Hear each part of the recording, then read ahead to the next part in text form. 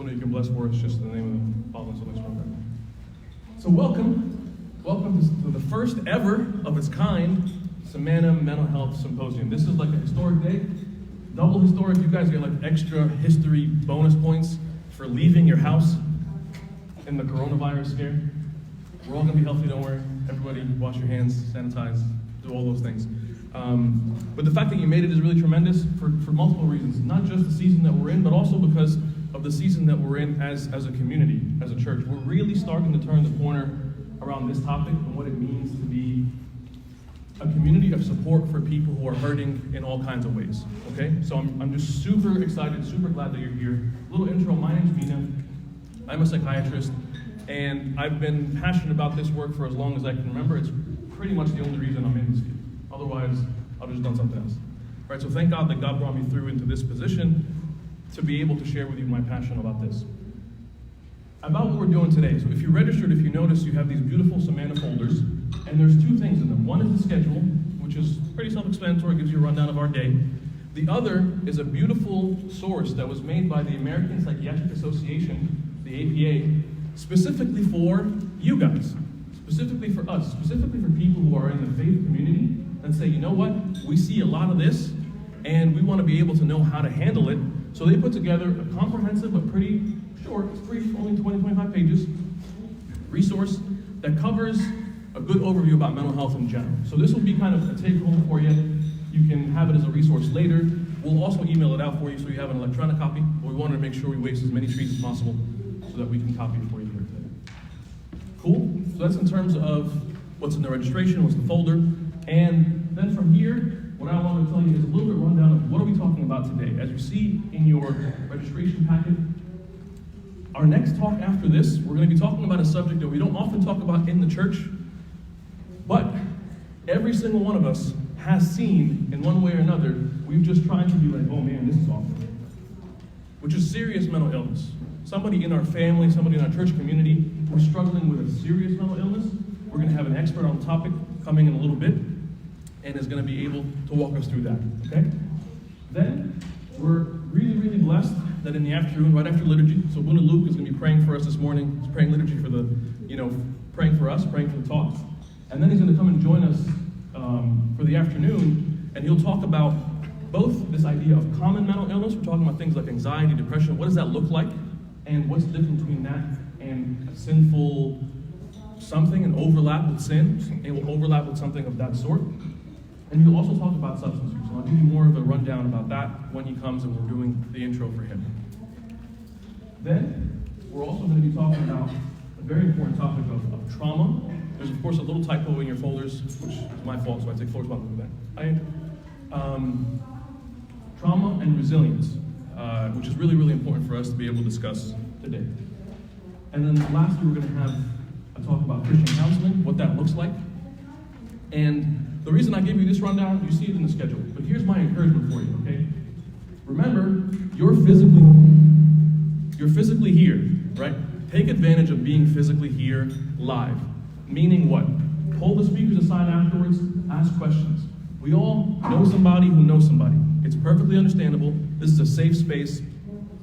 So take advantage of that presence here. We encourage you, we asked the speakers before coming in that there's at least going to be 10-15 minutes of Q&A time built into their time. So feel free to ask questions, publicly in the group or on the side afterwards, because that's part of the difference between the folks that are live streaming, no offense to you guys, and the folks that made it all the way out, brave the elements that are here, right? So use the fact that you actually came in. Cool? Sounds good? Any questions so far? All right. Okay, great. So now we'll jump into this intro part of the talk. So my conversation with you is going to be not so much about one particular mental health struggle, but a little bit about the subject in general and how we tackle it. Okay, so my first question to you, feel free to say whatever comes to mind. Number one cause disability worldwide, in the whole world, of all the things. I know some of us here are in the healthcare industry, some of us just sue people in the healthcare industry, some of the lawyers, right? All kinds of stuff. Like, what is the number one cause disability worldwide? What would you say? Mental health. He's like, well, I'm in a mental health field. I hope it's not like engineering disabilities, right? Like, I'd be confused. That's the other conference 2 doors down. Depression. One time I said that in a talk and they said, wait a minute, depression is not disabling. It like makes you tired. I'm like, well, come to CMANA Symposium and then we'll find out more. So that's one thought. Any other thoughts? What it could be? Anxiety, maybe? Nobody thought physical health? Come on, be honest. I know you're in a mental health talk, but nobody would think a stroke or like heart attack or something would be the number one cause. It's okay if you didn't, because the right answer is actually depression.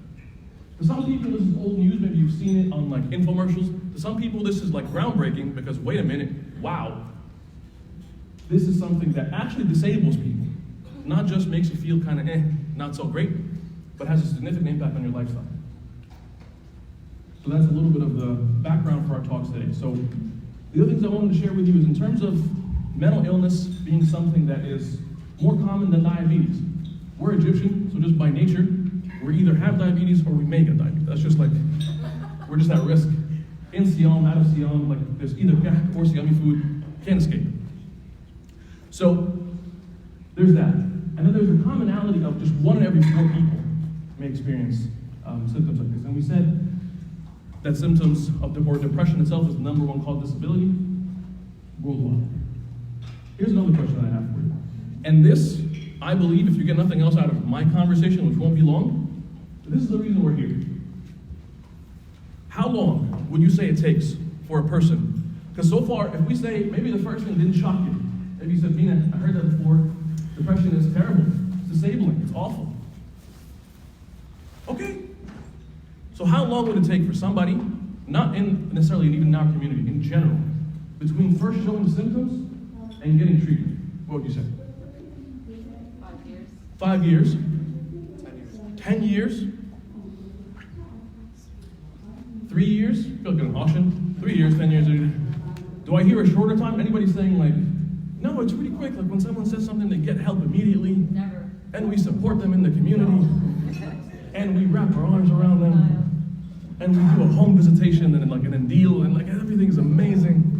No, it doesn't happen that way? Any other takes or any other potential guesses? A year? Okay.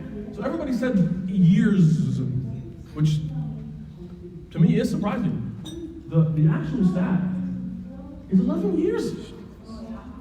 11 years? That's not even our stats. That's right. 11 years. This is according to NAMI, which is a really good organization that does a lot of advocacy, outreach. They focus on families really well. 11 years?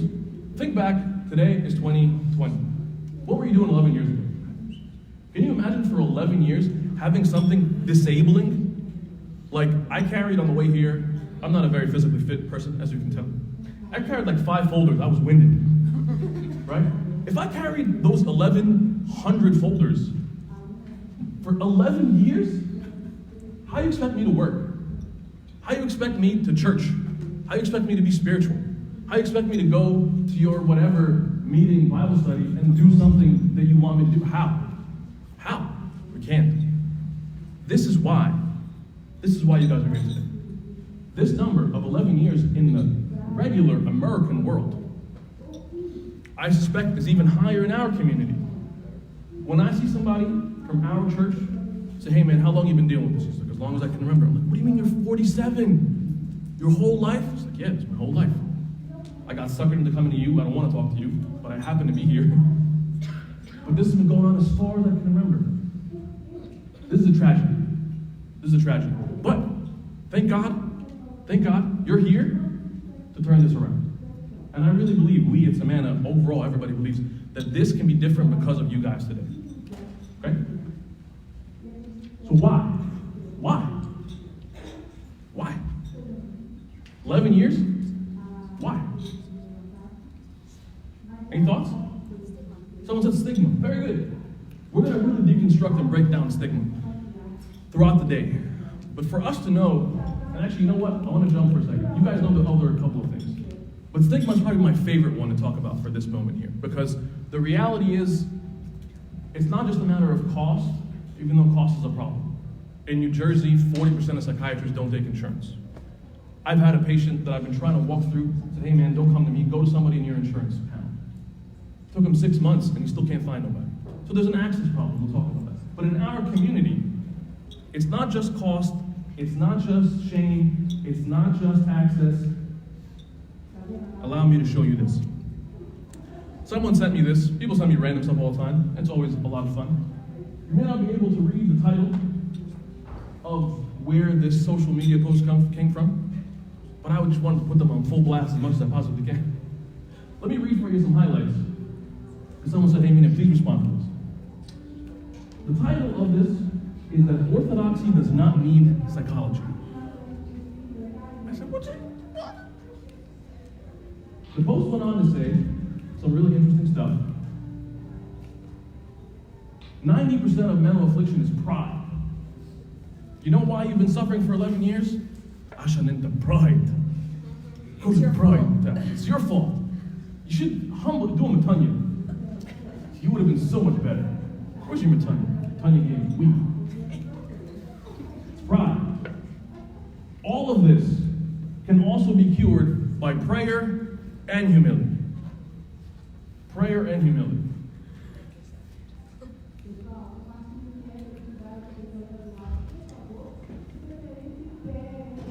Emotions and feelings stem from the old man.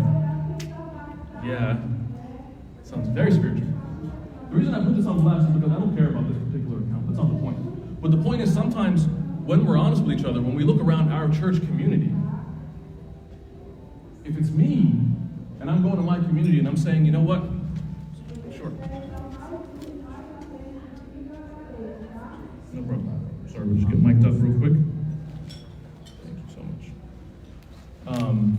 If I go to my church community and I say, you know what? I'm dealing with depression. Someone in my church is going to be super supportive and have really getting it. And say, man, it's cool, man. I got you. I'll help you out. Let me call a therapist for you. Someone in my community is going to say, in pride, your pride, Mena. So that's why I flagged this, I highlight this, because this was out there on social media for all 11,000 followers of this account to follow, and for people to embrace and comment one way or another. Obviously, if you're in this room, you may not feel this way. But if you're in this room, you are a voice to combat this thing. Does that make sense? That's why this issue, this battle of stigma, sorry, I don't click on this fast as I would like to.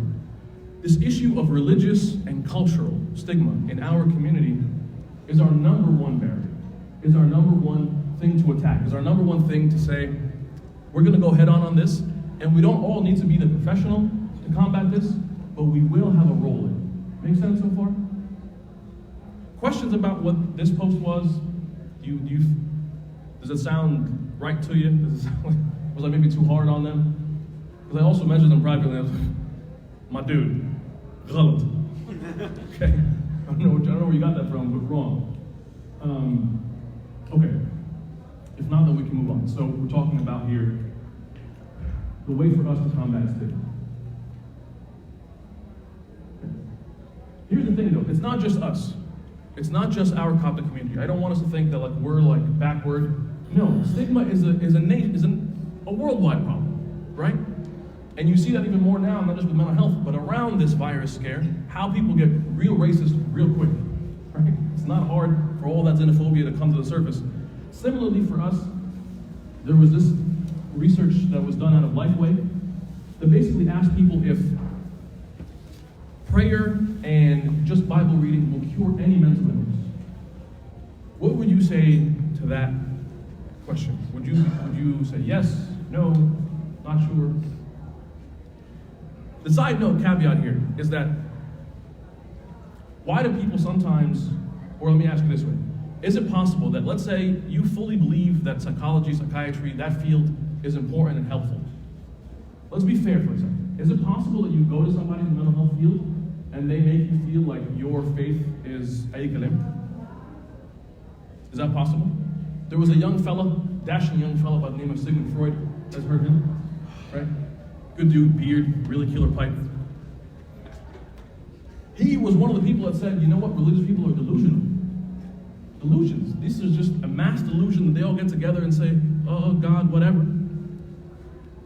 So it's not like this comes out of nowhere. There are things in the field that make it seem that there isn't a lot of respect to the Christian faith or to faith in general. I'm just trying to balance out what we're saying. It's not just us that are sometimes misunderstanding the other side. The other side sometimes misunderstands us. But that's why we get to do today is bridge the gap a little bit between the two fields. So what this study showed is that there was a significant amount of people, 48%, who said, yes, we agree that prayer and Bible study alone can cure mental illness. And our goal for today is not to say, everybody, stop praying, stop reading the Bible. That would be weird. That would be a very strange church-sponsored thought. I think we'd get fined by the Pope or something. What we're saying here is that maybe there's a role for prayer and Bible study, and maybe God has given us something to supplement that. Make sense so far? Okay. Here's the other question that I have for you. When somebody is struggling with mental health issues, does anybody struggle alone? In the world that we live in here, in our Coptic community, is there an impact? Like, why wouldn't we, let's say we're forgetting everything that we understand and believe as Orthodox people. Forget koinonia, forget fellowship, forget the body of Christ. We're going to go totally solo on this one. And we're going to say, you know what, people who are suffering with mental health stuff doesn't really impact the rest of us. Would that be true? Would you say it's surprising? If you've ever discussed with a family member, that's why I bring up NAMI, which is a really good organization that talks about family impact.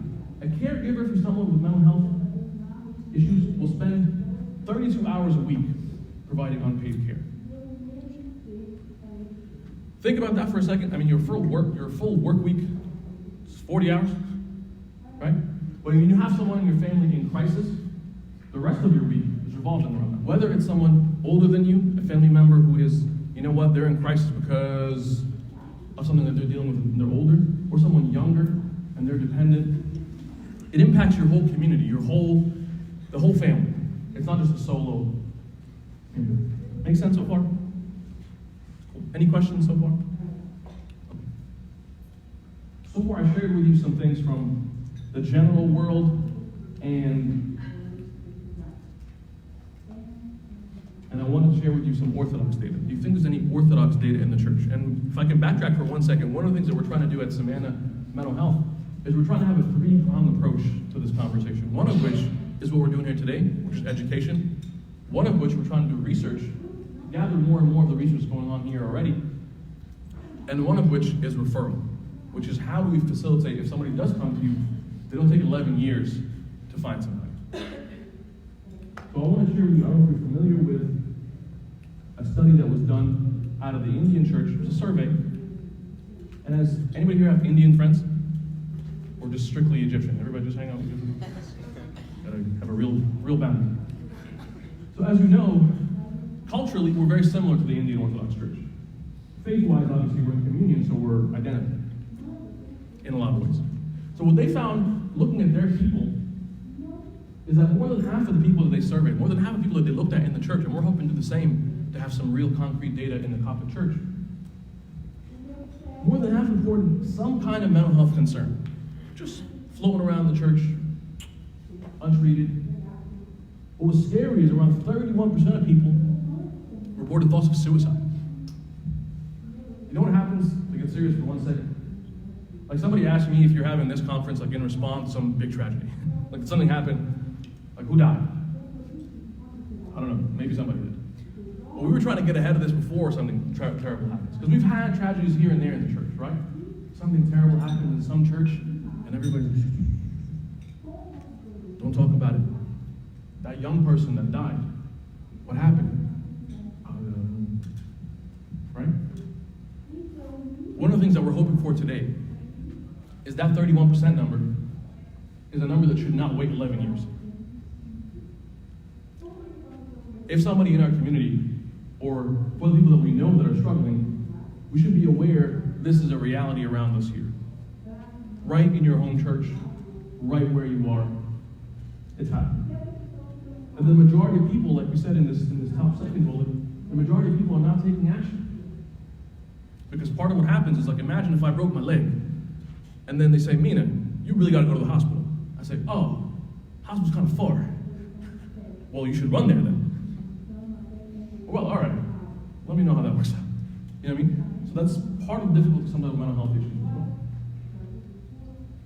Another interesting point that they kind of saw in this survey is that there's a role for everybody. Oftentimes, I'm glad we have a priest with us, and we have a couple of others coming in later.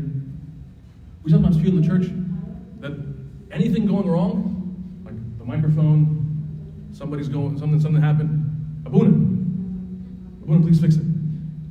And sometimes that's perfectly appropriate. If the crisis is spiritual, that's great.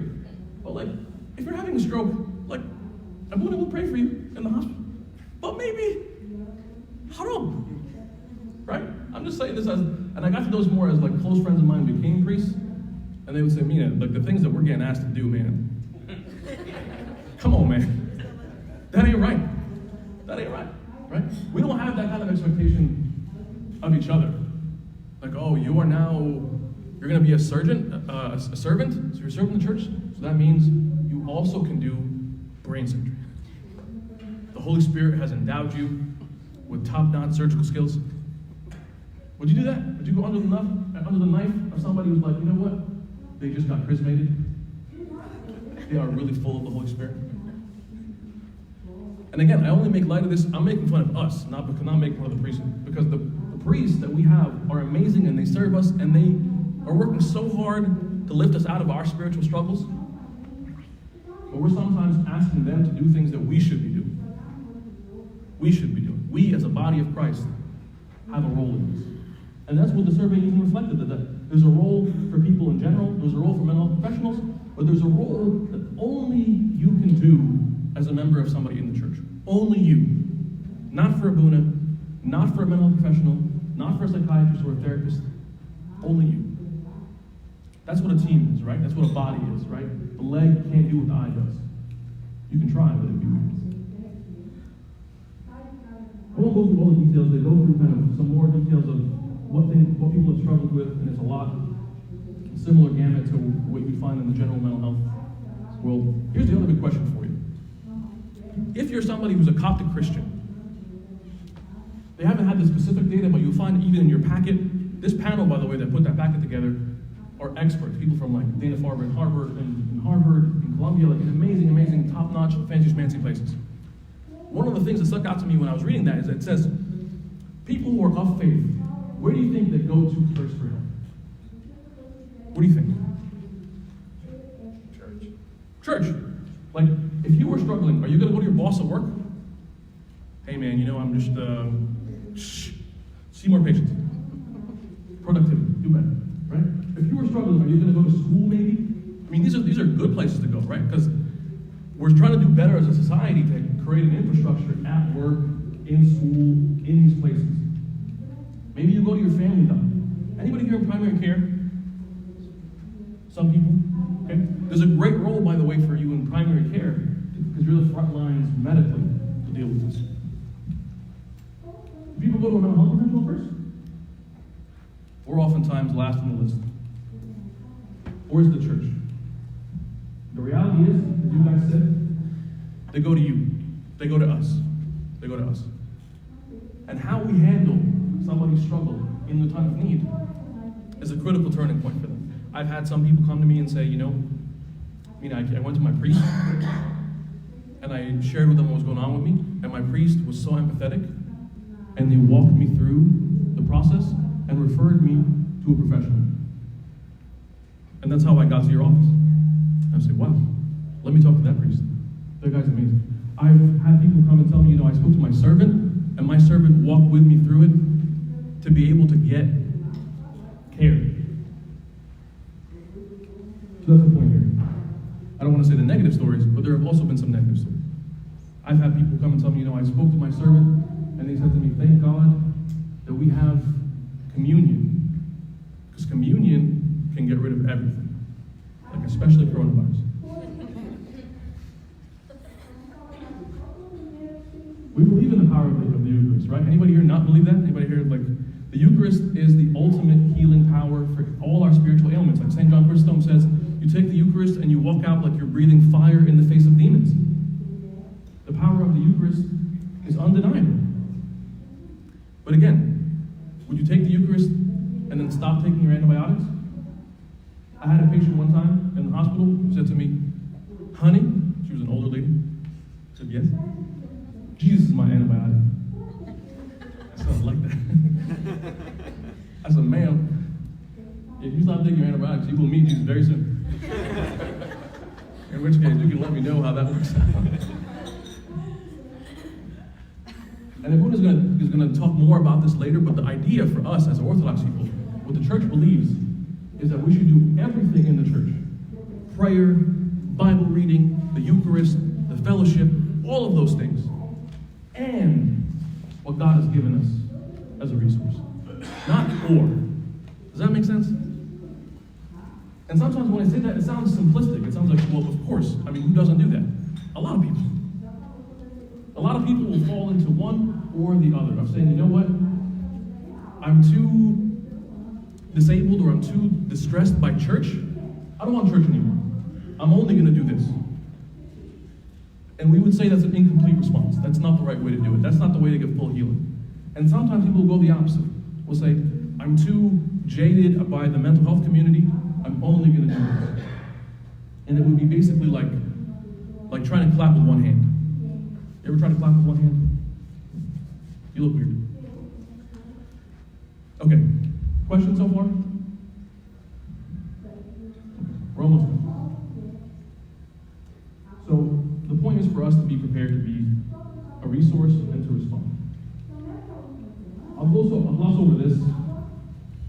Not as relevant for us, but there's been studies to show that like we all struggle, and it doesn't show a weakness enough in who we are when we struggle, that even our leadership struggles. And the church fathers, this I did want to highlight real quick. Have you guys come across this wonderful desert writer named Evagrius Pontus? So he discusses like an early version of depression, just so that we don't think like, oh, depression, like the psychological world invented this like a year ago. No, in the old patristic and desert writing, they recognized that something is not right with even the monastics. They were like, hey, wait a minute, there's something here that we're seeing that doesn't add up. And when he describes it as the noonday demon, or the demon of Acadia. And he says this noonday demon is one that causes the most serious trouble of all. He presses his attack upon the monk about the 9th hour and besieges the soul until the 8th hour. So it's like a lot of time. And it feels like the sun barely moves, and that the day is 50 hours long. These are all symptoms, if you can recognize, of depression. All of a sudden, if you feel like even if you're highly spiritual and you're spending your time with the Lord in the desert, and it feels like the day is not moving, and it feels like the day is dragging, and it feels like things just aren't right, they recognize it to be a spiritual battle too. Okay? And then he goes on to say he constrains the monk, and he constantly looks out the window, like to walk around the cell, makes you restless basically, and to see how far it stands, the sun, and perhaps if somebody will appear in the cell, if some kind of companionship. It feels like now there's an isolation and a loneliness as opposed to like an ascetic just time with God. Why do we mention that? We mention that because for us, the Orthodox concept and context of all of this is that we must be able to understand that you can be highly spiritual, love God very, very much, and struggle with this just the same. And we're going to try to say that today, maybe 100 different ways. So when you share with other people, you can share it 100 different ways too. Whether the ultimate example is a monk who struggled with this, or a priest, or a brother, or a sister, or a family member. Because sometimes we need to have like the highest of examples to be able to emulate. Okay? I won't belabor it too much, but he goes on to have, there's really beautiful literature that he talks about this too. Where the monk will even say, he'll develop a hatred of his place and even of life itself. Isn't that intense? To see that in the Orthodox literature, to say that this was an experience they saw, they recognized, and they labeled it. Okay? And he feels like there's no one to give encouragement. Okay. Here's the other ultimate point for us. Let's say we get to the point where we identify stigma, and we identify that it's misguided because in the Orthodox literature it shouldn't be that way. We understand that people can struggle. Whose fault is this? Who do we blame? What do you think? Any thoughts? What do you think, Dave? I can't say that. I can't say that. So, if you're thinking, why are you even asking me who to blame? You're totally right. We shouldn't be blaming anybody. Oftentimes, our instinct, when we see something wrong, we figure to ourselves, who can I point the finger to? And there's actually a beautiful story. Let me just jump to it. Right, of a man who was born with an illness, and people around him looked at Jesus and said, Jesus, who do we blame for this? This guy or his parents? Do we blame society? Is it TikTok? Like, what's the problem here that there is all this mental health stuff? Maybe it is TikTok, I don't know. Right? And Jesus' response was the one that we want to have today. We want to help people re-understand that it's not about blame, it's not about who you point the finger to, that it's needed. Okay? And these are some of the questions that I'm hoping we're going to be able to answer here today, too. In terms of comparing these different things, if you've had these questions about people around you as well, or in your own heart. Depression versus despondency, anxiety and worry, bipolar disorder, we're going to get into in a minute. And I'm probably going to leave you with this, because I don't want to go too much longer than this. Here's a question that we sometimes get a lot, and it's one of the things that I would want people to walk away with for today. If there's anything that you're going to like mentally take a note of, or take a picture of, or write down in your brain, it's this one. Even if I don't know the specifics, like if I have a hard time diagnosing stuff, because just newsflash, if you have a hard time diagnosing stuff, it's because diagnosing stuff is hard. And that's why people go through a lot of training and stuff to do it. It takes a while, it takes some time, and don't put the pressure on yourself to make a label, to make a diagnosis. But we have the opportunity, like I said, to be the sort of gatekeepers for this. So here are, I'm trying to put it like an easy, rememberable kind of thing, like the 5 Ds of distress. Okay? Here are a couple things that we could think about. One is duration, right? Like I like to think about, as far as bad sitcoms go, right? There's Friends. Have you seen, like, remember the intro of Friends? Like, if it hasn't been your day, week, or month, or even your year. If it hasn't been your day, that's unfortunate. You had a bad day, you didn't get good coffee. If it hasn't been your year, or hasn't been your 11 years, then it's a little different. The stock market really tanked last week. I had a bad day. Okay. But the stock market didn't tank for a year? Maybe it did. Anybody know stocks? I don't know. I have no idea. No, the Fed rate got cut, that's all I know. Depth or intensity, right? Like, we all can have a thought that's negative or difficult or distressing, but if that thought is so deep, you know what the thought, like Evagrius said to us, the thought could be, I don't know if this is like, if life is like worth living. I don't know if it's having a really, what's really the purpose of it? Oh, I'm doing some conference, I'm holding some mic, talking to people, But if the thought is so deep that, you know what? I don't think I can live anymore. I don't think there's a purpose to this anymore. This is it, no more. And the depth of it is different.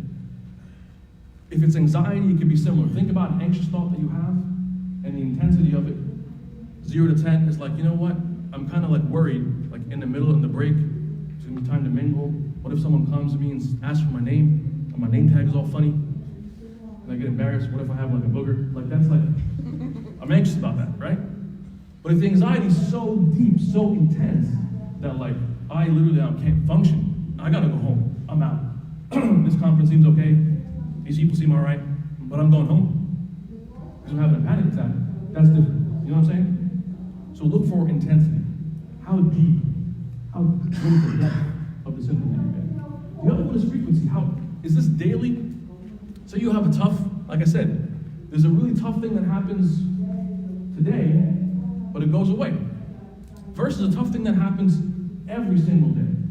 Versus a tough thing that you're experiencing with such frequency that it's like a pattern. So much so, I've had people tell me this, but Mena, I don't know if I can really picture life differently from this.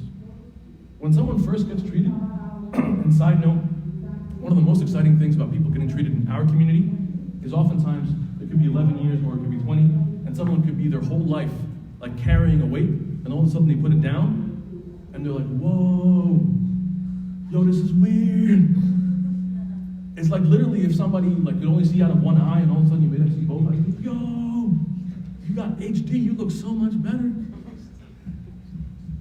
Literally, like there's somebody's, whether you think of the analogy of something holding someone, someone like holding a weight, but that's been like a refreshing thing in our community, the hope that when people get treated, because again, in our community, we've got really great support, we've got a strong spiritual structure, we've got all these really great things. If you just add to it a little bit of professional help, people respond really well. Makes sense so far? That's our third of the 5 Ds of distress. The fourth one is duty, right? And this is an easy one to think about, right? Like if someone comes to you and says, you know, I don't know, lately I've just been calling out sick all the time. Calling out sick, why, you got corona? No, I'm just thinking about this and this. Or I just couldn't get myself out of bed. Or I've been having this thought that somebody maybe is like out to get me. Is it impacting work, school, relationships? Is it impacting your duty? That's the other D of distress that you want to think about. And then lastly, probably the most clear, like if you are on the fence, if you don't know, if you are like, maybe, is there danger? If there is danger, then you are a first responder, right? You gotta act quickly. If you are in the sense of, somebody called me over the weekend and said, Mena, or we're in the weekend now, they called me 2 days ago, said, Mena, I'm really worried about this kid in my church. I said, why? Like, is he not good at basketball? He said, no. That's very distressing too. His game is very poor. But he said, he's been telling me things about taking his life. He's been talking about suicide, and he's 15. I said, my dude, we gotta act fast. This is danger. Danger mode. We gotta activate, we gotta move. So we know at this point, we have to get a mental health professional involved.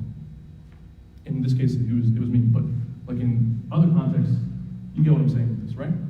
The clearest one, if you're on the fence, if there is danger, we must make a referral. And if you forget the 5 Ds of distress, you say it was a long day, I had a lot of coffee, had some like weird fruit going on here, and I don't really know what happened. If you're on the fence, guess what happens? If you help someone get connected to care, generally, psychiatric care is not very intense. It's not very invasive, unless we're talking about like the hospital and stuff that's more intense. But if you're helping someone connect with a therapist, like it's a very low harm proposition. If you're wrong and you connect someone to a therapist or a psychologist or a counselor, and they turn out to be, you know what, you were totally wrong. This person just had some really bad Chipotle. Like it was just a bad day and it really had an impact on him. You ever had bad Chipotle? It ruins your life. Okay. So if you're totally wrong about it, it's okay. It's okay. But if you're right about it, you might save somebody's life. Make sense so far? About the 5 Ds of distress? When I put it differently too, I'm trying to think of other like acronyms to remember. Basically duration, function, duration, intensity, frequency. But 5 Ds probably is a little bit easier. For the sake of time, I'm just going to run through this. So this is the treatment model. I think everyone's going to cover it in more detail. The biopsychosocial model. Beautiful passage from Sirach that the Lord basically is saying that God created medicine. But I think everyone's going to cover this as well. I'm not going to go into it too much. There's a beautiful passage too from St. Gregory. But I think for the sake of time, I'm going to move on to it. By the way, we will email you guys the slides, so you have our content. But I wanted to just highlight the stuff that we need to talk about together, and then move past the things that maybe you can read if you want to. Questions so far? Okay. I'm going to move past this too. I wanted to give you just a little quick sense. You're going to find this page in your outline, because for somebody from a healthcare background, you understand these things. For somebody who's not a healthcare background, meds are like a terrifyingly scary thing, and you figure, what are these things? What are they used for? Are they overused? That's the number one probably misnomer, I would say, or like misunderstanding about medications in mental health, is that they're overused. The reality is where our actual data is. If you get data from like Twitter, then maybe. If you get data from journals and stuff, as we saw, they're vastly underused. People are not really getting the care they need. So I want to just flag this, that if there are things about medications that you had a question about, if you're healthcare related, maybe if you're not, like one of the things that I do in my day job is I provide training for primary care docs. Say, hey, you guys are like amazing, you're the front lines, but maybe you're not familiar with some of these things, here's how you can prescribe them. So I'm familiar with this role, and that's why I bring it to your attention. If you're not in the healthcare world, but you're someone in the church and you wonder, you know what, why would people take this medicine? What does it do? Any questions about medicine, generally speaking? Yes? I guess more so because within our community, along comes with the stigma is this fear of using the medicine. So if there is an individual that is struggling and does need help, but they're, I guess, refusing to consider medicine as an option, what's the best way of approaching that? Yeah, very good question. So the question, just in case anybody didn't hear it, let's say somebody is struggling and it might be that they could benefit from medicine, but they're refusing it. And what do we do about that? What do we do about that? And the answer is, in part, it'll depend on the nature of what they're struggling with, right?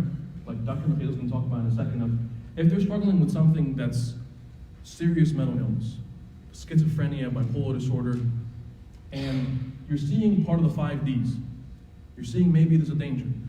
There's something, specifically, I'll talk about the easiest case, right? Of they're struggling and they're really in a tough spot and there's a danger. There is something in psychiatry, unlike the rest of the medical world, where we can say to you, hey man, you may not be in a position to say no to this because your way of thinking is a little bit compromised. And we may need to bring you to get care even against your will. It's really tough, something that only happens really rarely, but I want you to know that it can happen, because those are sometimes the kind of very distressing situations that we find ourselves in, is someone who's in a very difficult position, is dangerous to other people, the church community, and to themselves, and we say, I guess hopefully they'll one day change their mind. Not the case. Not the case. There is an option, and I'm sure you'll get into it more, of what it looks like to have emergent care and someone can remain in the hospital even if they disagree. I don't mean to scare you. For most of us, or for most people who are struggling with care, conversely, if it's something else like, you know what, I'm really struggling with my really intense anxiety, but I don't want to take medicine. You can't force me. I'm really struggling with something else in mental health, and I don't want to go to a therapist. I don't want to get medication. That's perfectly within my right to do that. So we want to balance between, that's why I give you the 5 Ds as sort of a marker, is that if you're seeing this, then part of our role, our number one role that's always clear, is what we'd say of like engagement. Like, part of the reason why people sometimes are afraid to connect to care is because they're afraid of the whole thing. If you, as a servant, as someone in the church, a sister, a brother, a father, can say, Habibi, no, I'm with you in this. I'm gonna walk through this with you. And whatever it is that you're afraid of, we're gonna walk through together. We'll ask questions together. I'll align with you together. So I would say the 2 things that are very, very clear, and the rest is nuanced. The one very, very clear thing is that our role to be there for the person. Because they are your brother. They are your sister. Even if they're saying, nah, I hate this. I don't even like you. You're annoying. Okay.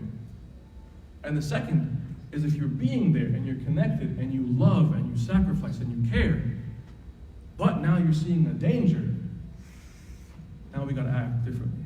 Now there's a role for calling an ambulance if we need to. There's a role for getting someone else more intense involved, right? So that's kind of how I would handle that. Does that make sense? Yes? I just wanted to add something. Yes, please. I'm just going to quickly give my background, so if Yeah. that's okay. I'm a psychiatric pharmacist, and I've been working in a special psychiatric hospital for 8 years. And I find that the hardest conversation is conversation about medications, because often it's being had at the wrong time, and the people that are asking the person to have to take medication themselves they themselves are not comforting. Like they don't, they think it's they have biases about medication use to start with, right?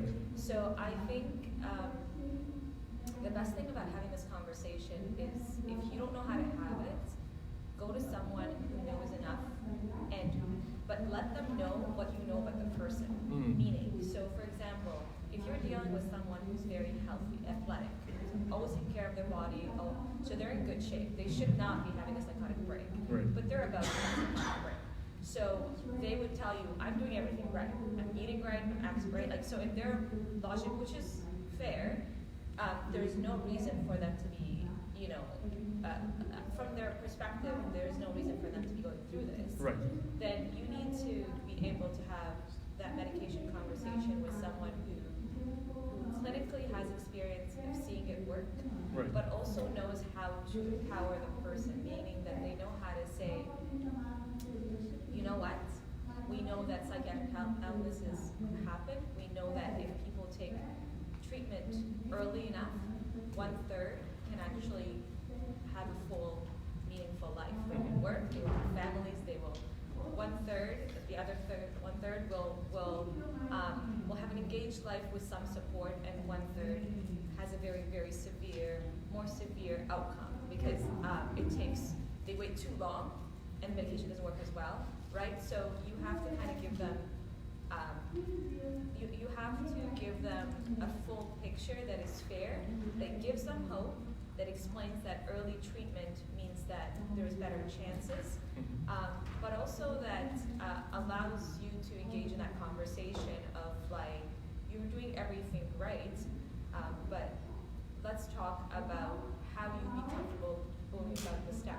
Do you want therapy? So we know therapy with medication works better. We want to empower you, and therapy empowers you as you're getting treatment, right? So that the way you talk about it is very important. I love that. That's very true. And I think those are a couple of things that are really important from what you said too, just to flag them is, like you said, the timing matters, and the team matters. Timing and team. Like who is on your team is really important. Just like for you, you may not want to hear something if it's right before dinner, or right before breakfast, right? If you're on an empty stomach. It's like to make a simple version of it. So I love that. That was very, very, very, very important. So the conversation about medications can be complex, but when you have the right context and the right time, it can be really helpful. Other questions about medication for now? Yes? I'm not in the medical profession, so I end up having a lot of these conversations just because people confide in me and just want to talk, and it'll go one of two ways. I'll suggest seeing a therapist, maybe just chatting with somebody, and then the response will be, oh, so-and-so I know went to a therapist and they ended up on medication and now they're super depressed and like the medication really did a number on them and they're not themselves anymore. That's the first one. The second one is already the preconceived notion that they're going to end up taking medication without even finding out what's wrong with them. So it kind of creates this fear blocker. If I go and talk to somebody, they might diagnose me with something that I don't want to find out about, and then we kind of squash the conversation because it's kind of hard to move past that fear in that moment. So I guess that's where I struggle, is like, how do I bring that conversation back around and also reinforce that maybe it's not medication that they'll need, just somebody to chat with. So this is a very good question. So I'll bring it back to part of what you said here, that our role is empowering the person. And that empowerment, first to remind them that, listen, none of these things can be forced on them. Medication, therapy, none of that. And to remind them of your role in the process, like, I'm gonna be with you in this, and we're thankful in our community that we've got people that you can sort of also consult with about specific meds and that kind of stuff. But also I think it's important to validate the specific fear. To understand and know that people's fears about medicine are totally valid. The first thing I say when I'm speaking to someone about meds is that this can be terrifying. And the idea of taking a medicine every day can be very, very scary, and the side effects are real, and sometimes people are prescribing, again, to be fair in our profession, not as thoughtfully as they should be. Sometimes you go to someone in whatever specialty, for whatever problem, like, I don't know, I got 3 minutes to figure it out. You're probably, whatever, right? And that happens. I think we have a frustration in general with healthcare as a country because we're not doing the way we should. So acknowledge that. That's real. You're not delusional. You're not like just thinking this in your head. No, there's a real problem here, and there's a real difficulty. But don't let that stop you from getting the care that you need. Because that fear, although it's real, we can work through it. Never take a medicine you're not comfortable with. Ask every possible question that you want to be asking. Don't just get labeled and stuck with a diagnosis of, oh, you had this happen? Sounds like you're bipolar. Bro, I met you 3 seconds ago. We had coffee. How am I bipolar? We just got here, right? I've had that. We've had to clean up diagnoses for people that we've seen before. So I would say it's a combination of maybe those 3 things simply. 1, our role in empowering someone to say that you have decision-making capacity. You decide your fate here. But 2, understanding that your fear is well-founded and it's real. And 3, knowing that I'm going to support you in this, because don't get stuck. Like, I could be it's rational or it's understandable for me to be afraid to be here today because there's a whole pandemic about coronavirus. But if you're informed to say, if I do a couple things, whatever, I'm in a good position, I'm safe, right? So fear and facts need to kind of be 2 hands or 2 sides of the same coin. But you're very right that that's often the way this goes. And the other thing, like you mentioned too, and I think it's important for all of us to know, like the 1/3 statistic is for schizophrenia, right? Serious mental illness. The recovery rate for people who are in common mental illness is incredibly high. The amount of people who like do really, really well when they get treatment is more often than not. It's more common that you'll be placed in therapy or with medication. 80% plus, respond really well with the combination with close monitoring, with close care. So to put that in context too, is that even though we all know one horror story, right, from something. Oh, this one time I went whatever and something horrible happened. The horror story is the exception, not the rule. Not the rule. Make sense? Yes? Actually, I'm a healthcare professional. Yeah. And I really love the question because I use it often all the time for my patients. But so often the medication makes the patient like some sort of habit. But they're really different. Like I'm not focusing on the side effects of most of the medication.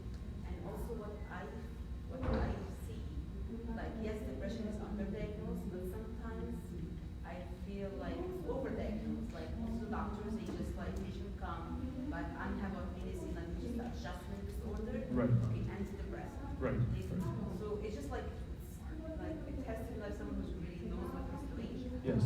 That's what I say, I agree 100%. And so I'll say this caveat too, is the difficult thing with the medication conversation is like, if it's done properly, it's life-saving.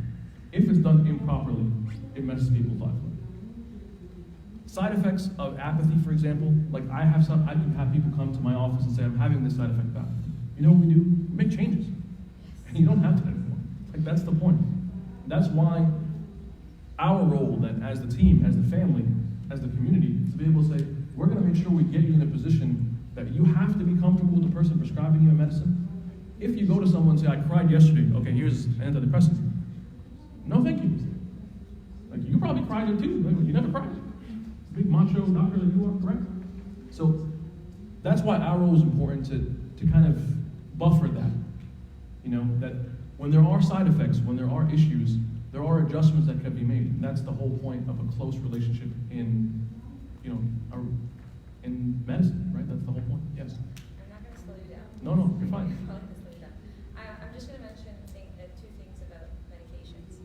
I think it's more affordable in the States, but Yes. pharmacogenetic testing is a huge advantage to figure out what medications will more likely cause side effects and which medications need adjusted doses prior to that Yes. experience. And I think with mental health in general, there's so much social stigma that the reason there's so much stigma with medication is from sometimes the social piece and as well as side effects. So that helps address it, and I found that great, especially for adolescents, because they're at the beginning of their life. The last thing they need to deal with is this sense that they're going to be stuck this forever. Yes. So that's one thing. The other thing is that what I mentioned is when we talk about side effects, like as a pharmacist, when I talk about it, I say, I know what you looked up online. Right. I know exactly what you saw. Right. I know how they make that list. Right. I say that is for the sake of liability for the manufacturer, but this is what I actually see. Right. right? This is common, this is not common. When this happens, get back to me. And then we can address it, right? So it's to try to simplify things a little bit because the information is out there, but the information, and we know from research that there's something called like a nocebo effect, where it's if you get counseled about a list of side effects, you know, liability-based training that we have. So if you get counseled about a list of side effects and the patient's already anxious, he's going to get something most likely he wouldn't have gotten it if you didn't emphasize it in your, right? Yeah.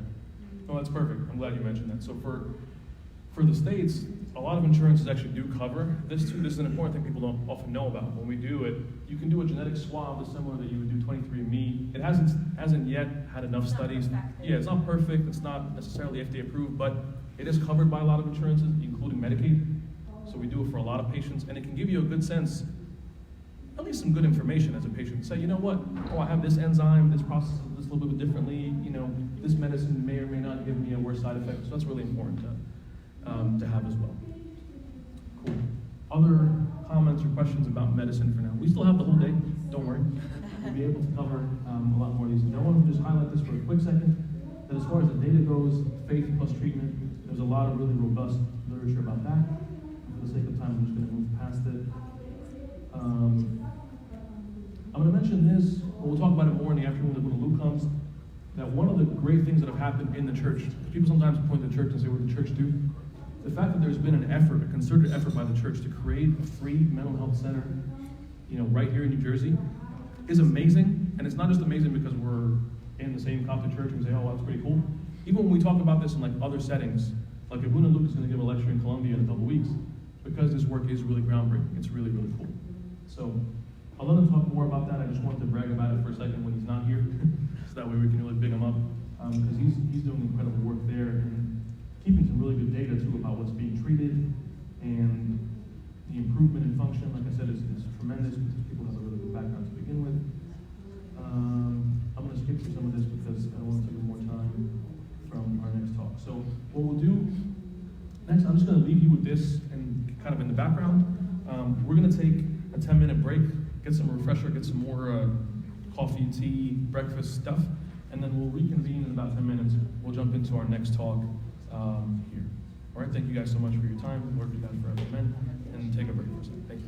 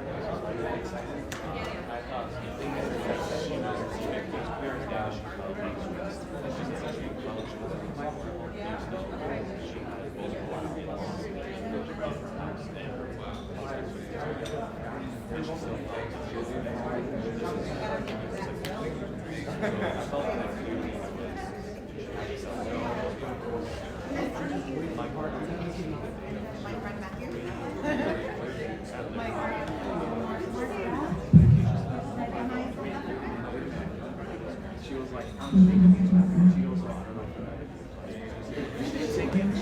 shaking hands in the air. So it's got me like, and then like,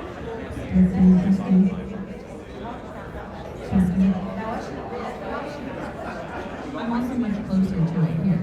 He was holding it down here, so I don't know if that's making a difference.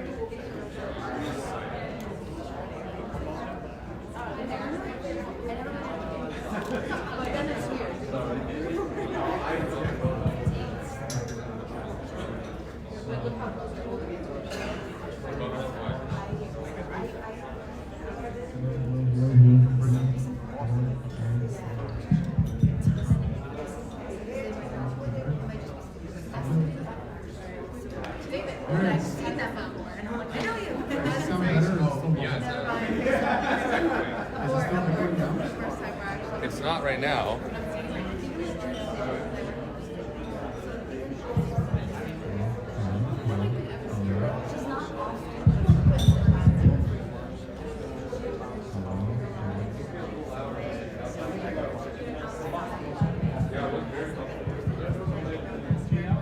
Obviously, I don't.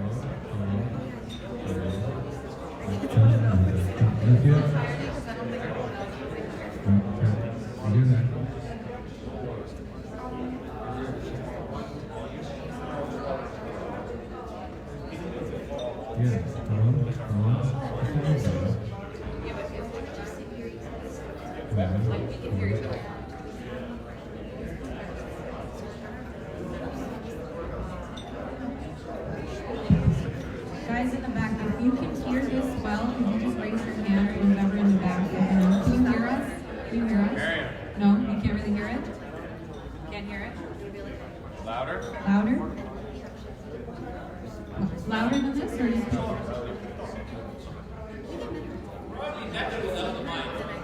Better without the mic?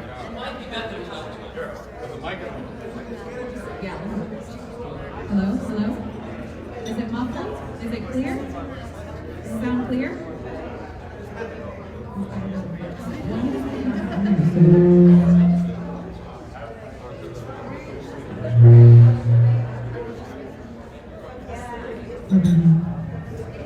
How does it sound?